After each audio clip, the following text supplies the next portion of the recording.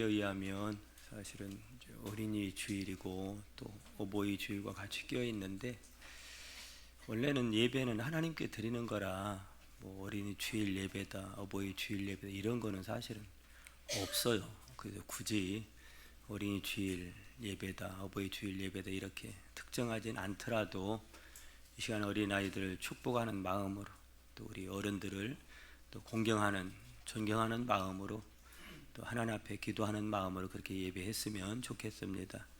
우리 옆에 계신 분에게 인사 한번 하겠습니다. 잘 버티셨습니다. 잘 버티는 것도 은혜입니다. 버티고 싶다고 버티는 게 아니고, 지금부터 약 112년 전에 1912년 4월 15일 새벽 2시 20분 어두운 밤바다에 세계 최대 호화 유람선인 타이타닉호가 빙산에 부딪혀서 가라앉는 큰 사건이 있었습니다. 거기에 탑승하고 있던 배에 있던 사람들이 2225명, 그중에 일부는 살아났지만 약 한 1514명이 그대로 바다에 수장되어 죽은 사건입니다. 그 살아남은 생존자들의 그 이후의 증언을 들어보면, 빙산에 부딪혀 배가 가라앉아 완전히 끝날 때까지 한 2시간 40분 정도가 걸렸다고 하는데, 그 2시간 40분 안에 그 안에 있던 많은 사람들의 이 모양 저 모양의 모습들을 증언하고 있는데, 어떤 사람은 살아보겠다고 마지막까지 발버둥 치는 사람, 또 어떤 사람은 그 제한된 구명 보트를 서로가 차지하기 위해서 그 순간에도 싸우고 있는 사람, 또 어떤 사람은 마지막 순간임을 알고 그러나 그럼에도 불구하고 끝까지 손에 노트 한 권을 놓지 않았던 어떤 언론인, 그리고 턱시도로 갈아입고 어차피 죽는데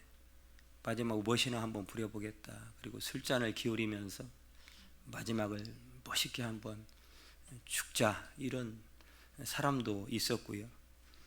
또 마지막 낭만을 즐기려고 또 이 모양 저 모양으로 각자가 하는 사람, 아비규환인 그런 모습을 보이는 사람, 또 그런가 하면 어린 남매를 침대에 눕히고 행복하게 살았습니다 라고 하는 통화를 읽어주면서 자장가를 불러주면서 이 땅에서의 마지막 잠을 재우는 엄마의 모습이 또 등장하기도 하고, 세계적인 백화점인 메이시스 백화점의 공동 소유주였던 그 두 늙은 노인 부부가 서로를 마지막을 끌어안고 죽음을 향해 기다리고 있는 그런 모습도, 또 어떤 사람은 자신의 구명보트를 그거 가지면 살 수 있는데 어떤 여인에게 그것을 넘겨주면서 그 여인을 살리고 자기는 죽어가는 또 모습들, 가판 위에서 마지막 어떤 분은 내 주를 가까이 하게 하면 그 찬양을 부르면서 그 죽어가는 영혼들을 향해서 마지막까지 복음을 전하며 끝까지 주님만 바라보라고 외치던 하퍼 목사님의 이야기도 전해지고 있습니다. 우리는 과연 그 사람들처럼 내 인생에 앞으로 2시간 40분밖에 남은 시간이 없다라고 가정한다면, 과연 그 많은 사람들의 보여지는 군상들과 같이 우리는 과연 그 속에 어떤 모습으로 마지막을 향해 갈까라고 하는 질문을 한번 던져보는 겁니다. 오늘 말씀이 주어진 때는 지금부터 약 한 2600여 년 전에 남유다가 바벨론에 의해서 망해가는 때입니다. 타이타닉호로 예를 들면 이미 두둥강이 나서 완전히 마지막 그 끝이 보이지 않는 그 요만큼 남겨놓은 시점과도 같은 거죠. 그때 하나님은 예레미야의 서기관 바룩에게 무슨 말씀을 하냐면 큰 일을 하지 말라, 큰 일을 하려고 애쓰지 말라, 이런 말씀을 합니다. 왜 그러시는 걸까? 아니 뭔가 큰 일이라고 하면 예레미야나 바룩에게 있어서 일단은 침몰해가는 2시간 40분밖에 남은 것 같지 않은 멸망을 향해 가고 있는 그 속에서 내가 살아야 하는 거잖아요. 그리고 두 번째 큰 일이라고 하는 것은 자기 살아가는 조국, 그 유다 민족을 어떻게 해서 살려보겠다고 애쓰는 거 아니겠습니까? 근데 그거 하지 말라는 거. 그 이유가 뭐냐? 오늘 말씀에 보면 그 이유는 이미 하나님의 뜻이 정해졌기 때문이다, 그렇게 말씀을 하고 있습니다. 5절의 중간 부분에 보시면 내가 모든 육체에 재난을 내리리라. 이미 이거는 하나님이 결정하신 것이라는 것. 하나님께서 유다를 이미 심판하시기로 결정하고 작정하고 그 뜻대로 지금 진행하고 계시고, 그렇기 때문에 아무리 바룩이 뭐 애를 쓰고 발버둥을 치고 노력한다고 해도 하나님이 정한 일을 멈추거나 바꾸거나 뒤집을 수 없다라고 하는 거예요. 이제 유다는 완전히 멸망하게 될 것이고, 또 무수한 사람은 죽고 포로로 끌려가기도 하고, 예루살렘 성전은 폐허가 될 것이고, 가난하고 힘없고 별 볼 일 없는 사람들은 포로도 못 끌려가고 남은 땅에서 비극적인 삶을 살아가게 될 텐데, 이미 정해진 일이기 때문에 큰 일을 애쓰지 말라라고 그렇게 하나님은 말씀하고 있는 거죠. 그러면 여러분 던질 수 있는 질문이 있죠. 그러면 뭐 하라는 걸까? 큰 일을 하지 말고 애쓰지 말라고 하는, 그럼 무슨 일을 해야 되는 걸까? 놀랍게도 하나님께서 하시는 말씀은 묵묵히 그 상황의 고통을 견뎌내라 라고 하는 거예요.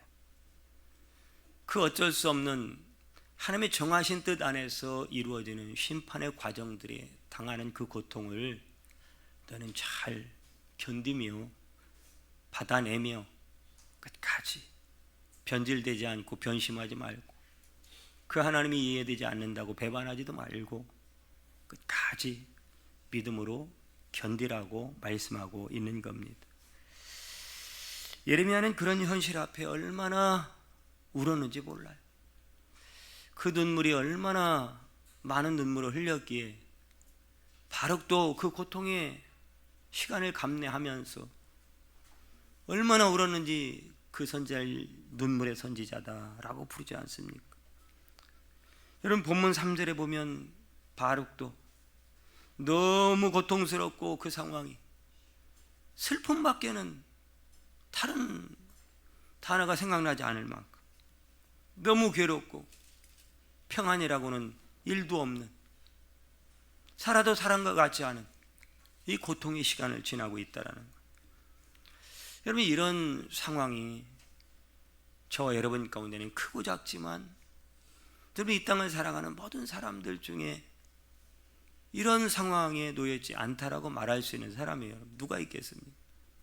크고 작기는 다르겠지만 이런 상황에 우리가 생각할 때는 그게 내 입장이라고 하면, 그 하나님이 정말로 자기 백성을 사랑하시고 우리를 사랑해서 구원하신 분이라면 하나님이 그때 예레미야와 바룩에게처럼 또 우리에게도 무슨 말씀을 해야 그 하나님이 우리가 알고 있는 하나님일 것이냐라고 하는 거예요. 내가 너의 고통을 알고 있어, 조금만 잘 참아, 이제 좋은 날이 올 거라고, 이제 곧 그 문제를 해결해 줄 거라고, 여러분 이런 위로를 해줘야 될 것 같지 않습니까? 그런데 우리의 기대와는 전혀 다른 이야기를 하나님은 하고 계십니다. 오늘 주일날 예배하러 참 이 비 오는데도 그 일주일에 하루 고단한 몸을 이끌고 쉬는 시간에도 볼 일이 또 급한 일들, 해결해야 될 일들이 많음에도 불구하고 오늘 여기 오셔서 예배하며 기대하는 여러분들의 기대는 그런 거 아니겠어요? 일주일 동안 삶에 지친 우리를 위로해 주세요. 그 위로받고 돌아가요. 또 일주일 동안 힘내서 살 텐데 하나님의 말씀은 그게 아니라니까요. 아멘이 아니라니까요. 지금 분위기 파악이 안 돼.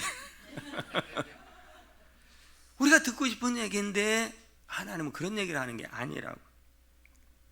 심지어요, 아픈 마음을 더 아프게 하는 말. 나는 심은 것도 뽑아버려, 세운 것도 헐어버리 그런 심판자야 라고 말씀을 하는 거예요. 이 말씀은 오히려 지금보다 더한 고통이, 이 고통보다 더 가중되는 고통이 너에게 임할 거야 라고 말하는, 고통을 없애주겠다는 게 아니라. 여러분 4절이 그 말씀이잖아요. 그렇게 보면 우리가 그동안 참 이 한국 교회에 부어주신 하나님의 은혜와 복이 참 엄청난 것 같아요. 엄청난. 이것은 전 세계에 유일무이한 은혜를 받고 있는 민족이 대한민국 아닌가라고 하는 그런 생각을 여러분 부인할 수가 없습니다. 그런 모든 사람들이 인정하는 걸 거예요. 여러분 그러다 보니까 우리의 신앙생활이 너무 가벼워졌다.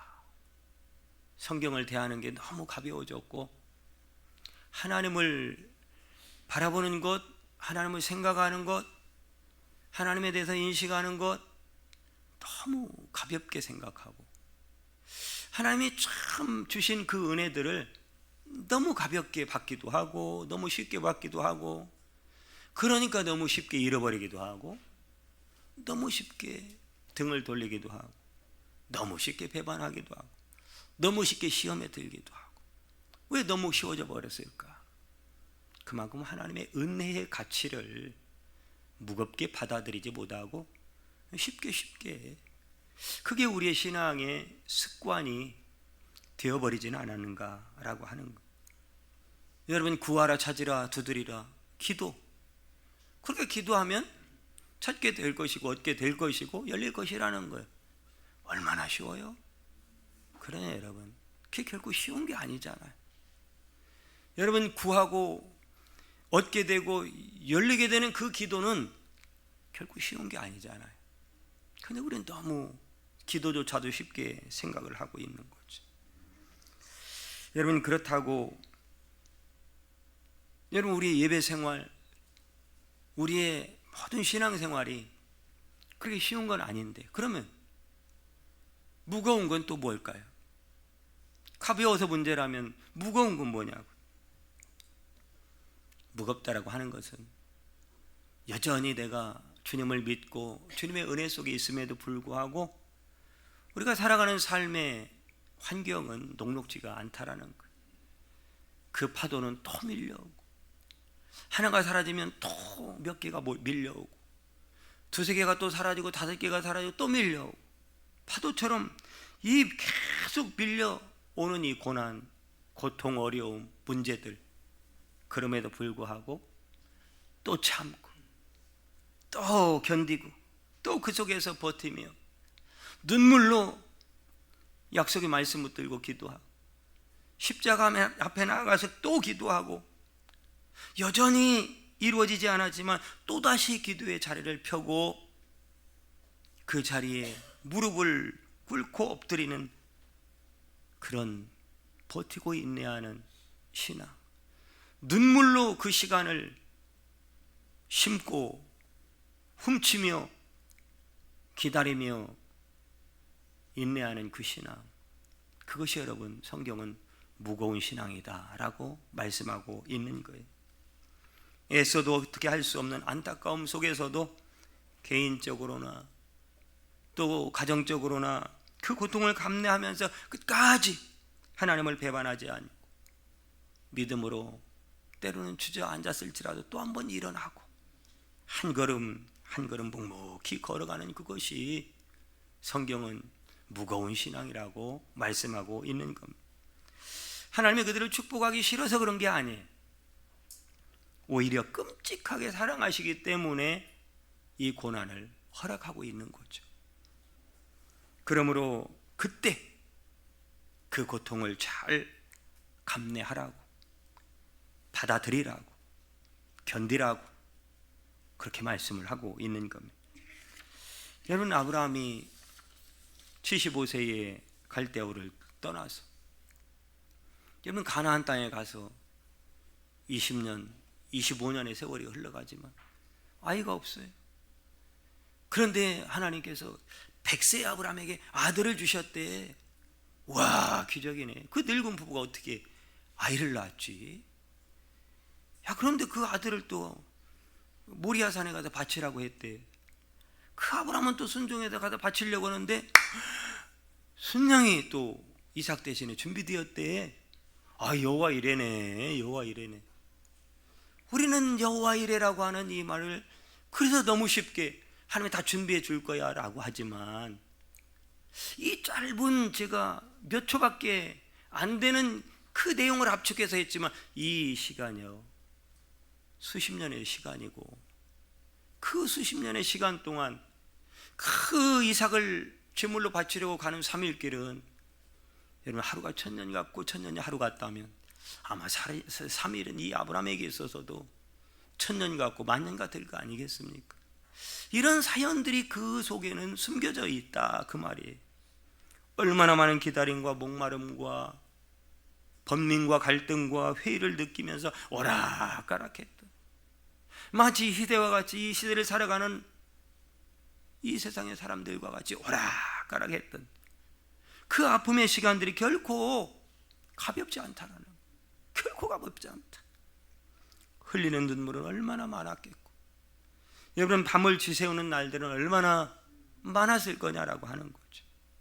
그때 비로소 여호와 이래, 하나님이 준비해 주셨다라고 하는 이 은혜를 그렇게 받는 것이고 그렇게 드리는 것이지, 무슨 뭐 여호와 이래 다 준비했으니까.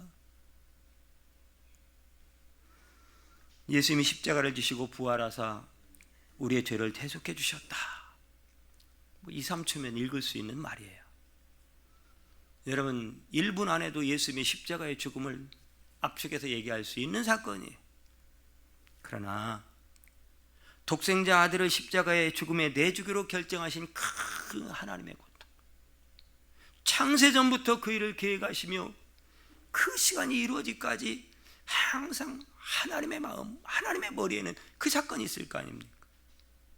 구약의 수천 년의 시간이 흘러가는 그 와중에도 창세로부터 이 시간을 계획한, 그것이 아니면 안 되는 부패한 이민족, 이 백성들, 이 인류의 죽어가는 군상들, 그들을 향해서 하나님은 그 머리에 그 마음에 그게 있을 거 아니냐 이 말이에요.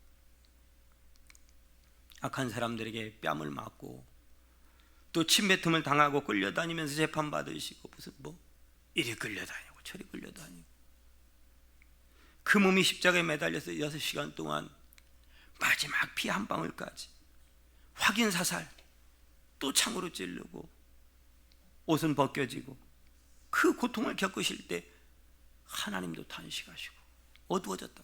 하나님의 눈 감으시고 하나님도 보고 싶지 않아, 하나님도 볼 수 없는, 온 땅에 어둠이 임할 수밖에 없는, 하나님 보고 싶지 않아.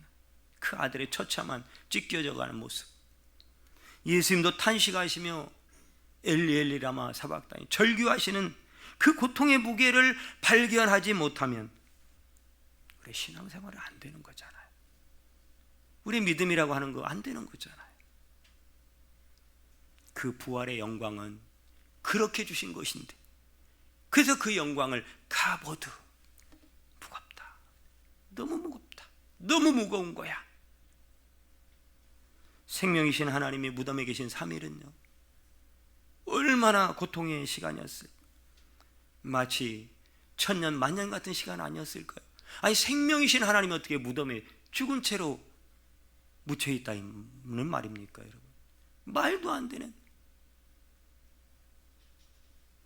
그 모든 걸 감내하신 결과가 부활이라는 것을 결코 우리는 잊어서는 안 될 것입니다.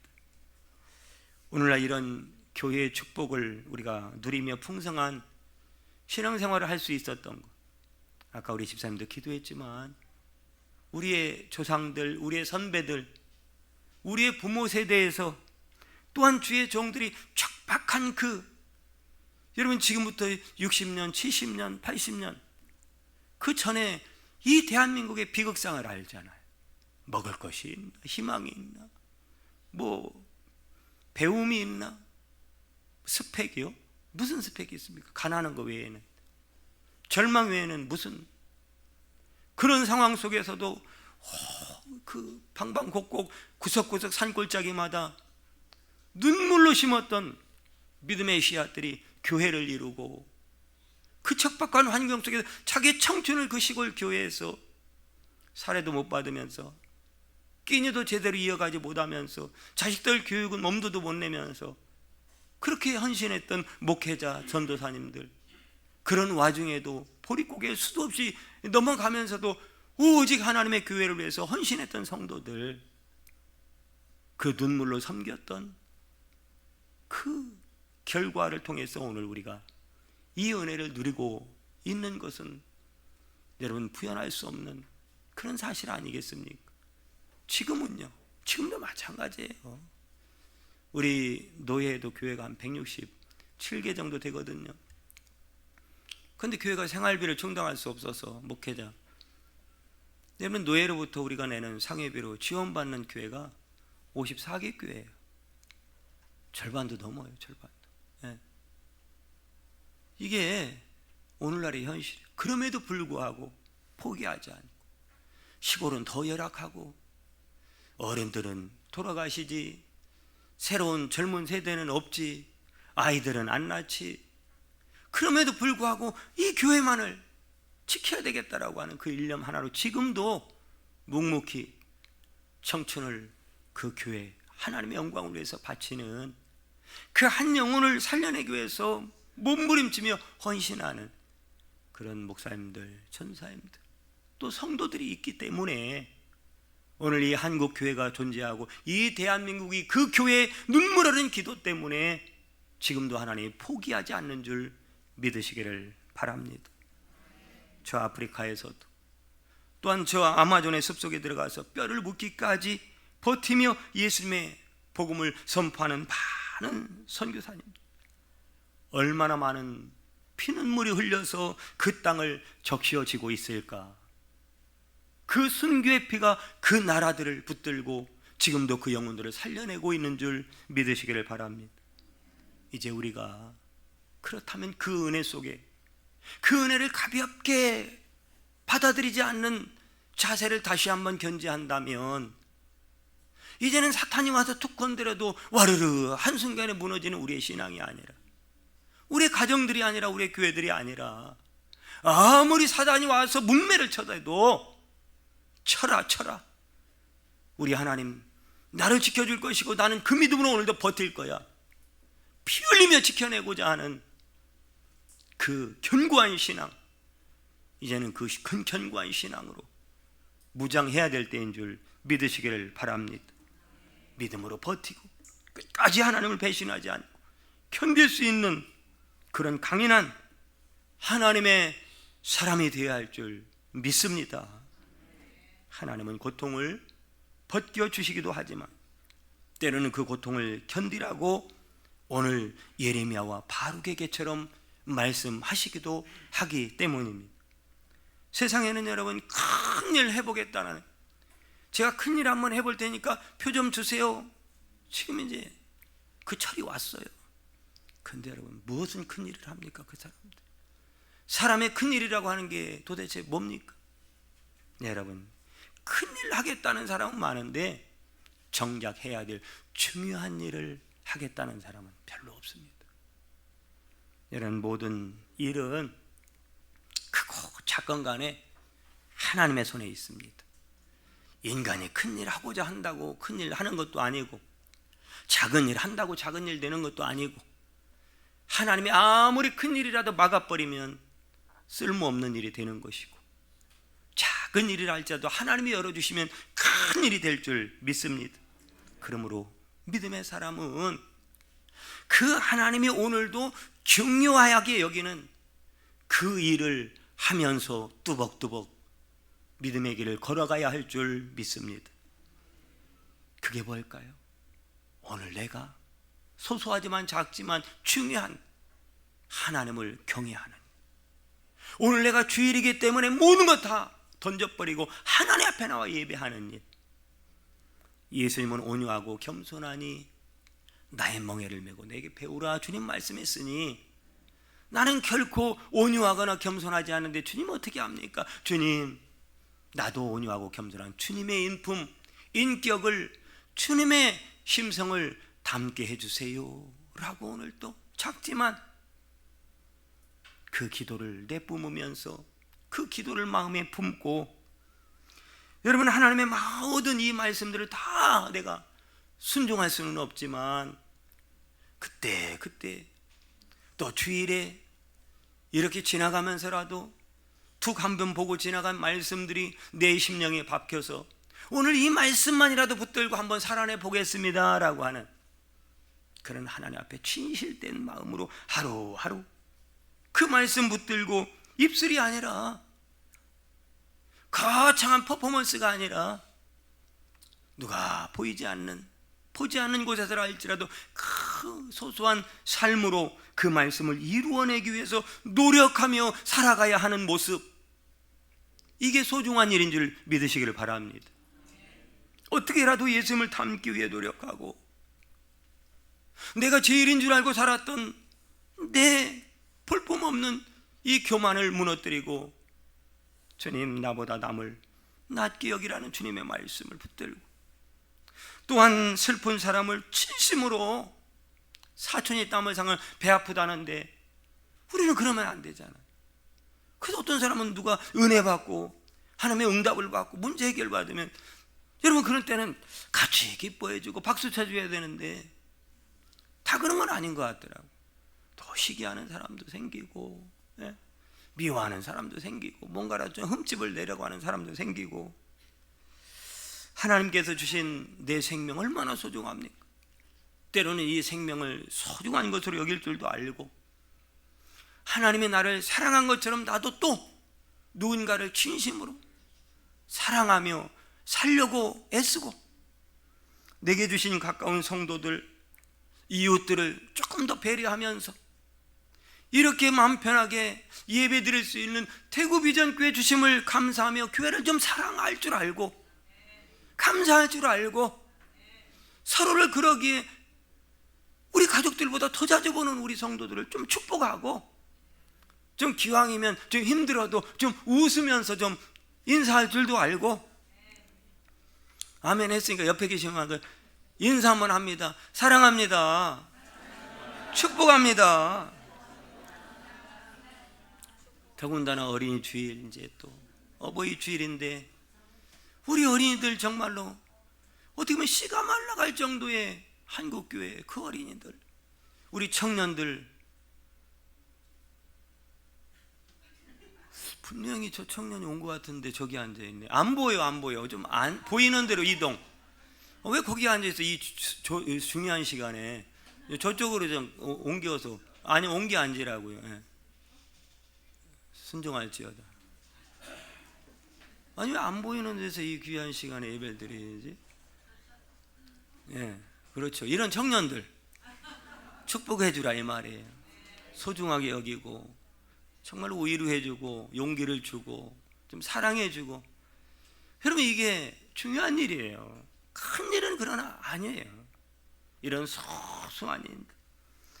여러분, 정치, 경제, 사회 여러 분야의 온갖 소식들이 우리 마음에 괴롭게 하고 또 힘들게 하고 참 혼란스럽게 하는, 참 이게, 그러나 여러분, 거기에 절대 흔들리지 말고 오늘 지금 이 자리에서, 여기서 이 시간에 내가 해야 될 일을 소소하지만 그거 하면서, 우리에게 주어진 시간이 언제 어떻게 끝날지 모르기 때문에 우리는 남아있는 시간 동안 한시라도 깨어 있어서 오늘이 바로 그날일지도 모른다라고 하는 경각심을 가지고 하나님을 바라보며 믿음으로 살아가는 성도가 돼야 할 줄 믿습니다.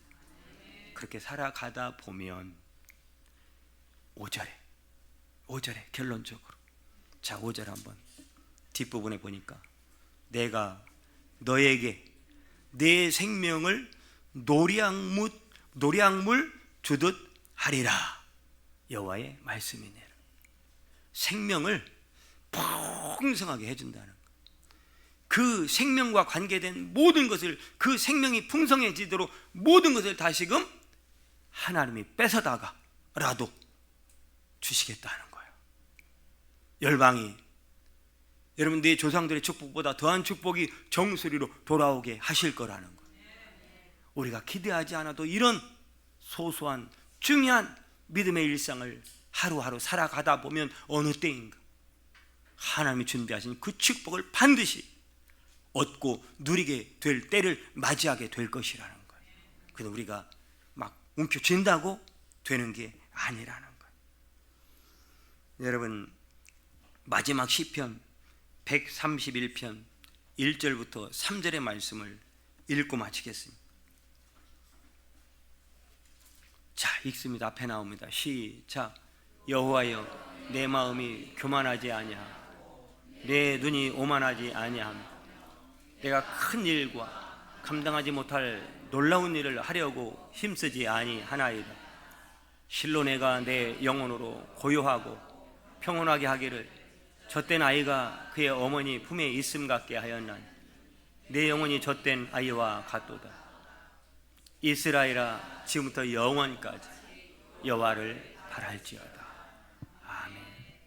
통일 왕국의 왕이 된 다윗, 지금도 이스라엘은 그 다윗의 나라를 회복하기를 간절히 열망할 정도로 대단한, 전 세계적으로 이 열왕의 시대에 가장 뛰어난 권세와 권력과 하고 싶으면 뭐든지 할 수 있는 권세를 가진 다윗조차도 내가 큰일 하려고 하지 않겠습니다. 마치 나는 하나님 앞에 어린아이와 같아서 마치 그 어린아이가 엄마 품에 안김같이 오늘 나는 그 하나님의 품에 안겨서 여호와 그 하나님만 바라며 살겠습니다 라고 하는 일상을 믿음으로 소소하지만 그 일을 주님이 기뻐하는 주님 품에서의 그 평안을 누리며 평안을 나눠주며 평안으로 영혼을 살려내고 그 평안 가운데 인도하는 그 일을 하면서 오늘을 살겠습니다 라고 하는 다윗의 고백과 같은 삶이 저 여러분 가운데 새롭게 시작되는 은혜가 있길 주님으로 축복합니다. 기도합니다. 주님, 다윗처럼 욕심부리지 않고 겸손히 하나님만을 바라보면서 믿음을 지키고 큰 일은 아니지만 하나님이 기뻐하시고 하나님이 원하시고 하나님이 지금 소중하게 해야 될 일을 나에게 감동으로 부르실 때 꼭 해야 될 그 중요한 하나님이 기뻐하는 일을 하면서 때로는 또한 파도처럼 어려움도 밀려오겠지만 오늘을 믿음으로 버티며 승리하며 살아가는 우리 모든 성도들 다 되게 하여 주시옵소서. 예수님의 이름으로 기도드립니다. 아멘.